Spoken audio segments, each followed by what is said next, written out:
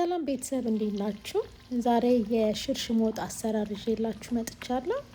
የሽርሽም ወጥ ለመስራት የአተር ክክ ወይም የሽምብራ ክክ ብቻ ነው የሚያስፈልገን። ሁለቱም ይሆናል።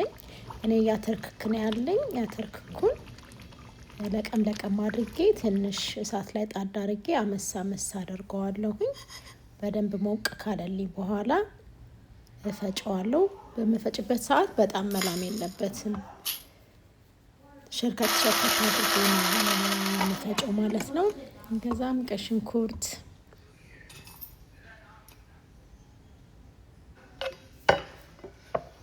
ቀይ ሽንኩርቱን ካቁላላው በኋላ ያው ዘይት አደርጋለሁ። ዘይቱንም በደንብ ጠበስ አድርጌ አቁላላለሁ።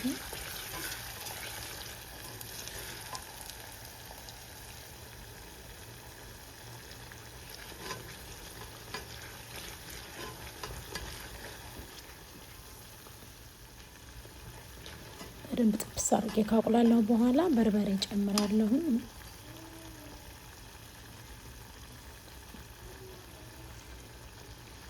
በደንብ መቁላላት አለበት። ጥብስ አድርጎ ነው መቁላላት ያለበት።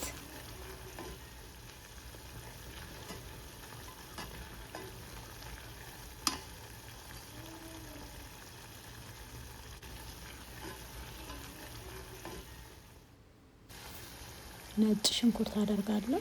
ነጭ ሽንኩርቱን በደንብ ካቁላላው በኋላ ውሃ ጣል እያደረኩኝ አቁላለዋለሁ በደንብ ማለት ነው።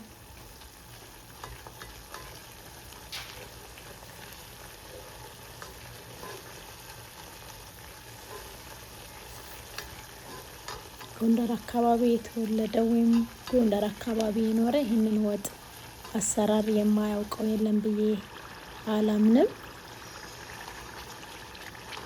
በጣም ትወዱታላችሁ። በጣም ቆንጆ ጣዕም ነው ያለው። በጣም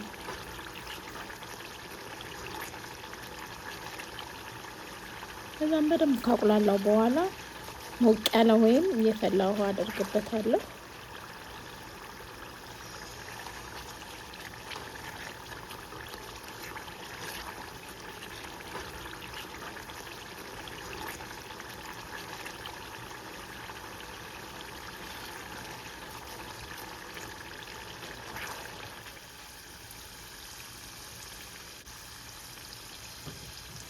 ከዛ ውሃ ካደረኩ ውሃው ከፈላ በኋላ እንደ ሽሮ ነው ላዩ ላይ የምነሰንሰው ማለት ነው።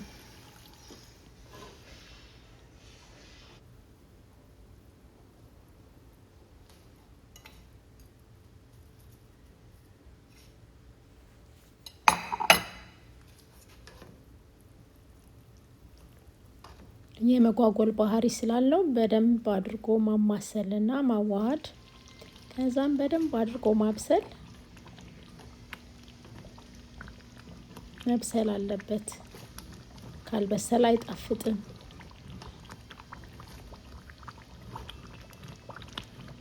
ሽታ ኦልሬዲ መጣ።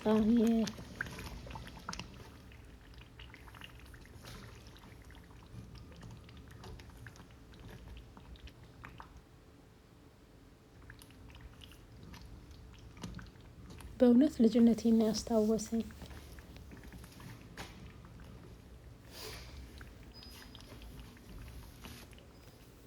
ሳም ጨው ላዩ ላይ ያደረኩኝ። ከጨው በኋላ ኮረሪማውን በደንብ ካዋሃድኩት በኋላ እሳቴን አጠፋለሁ። ሞክሩት፣ ትወዱታላችሁ።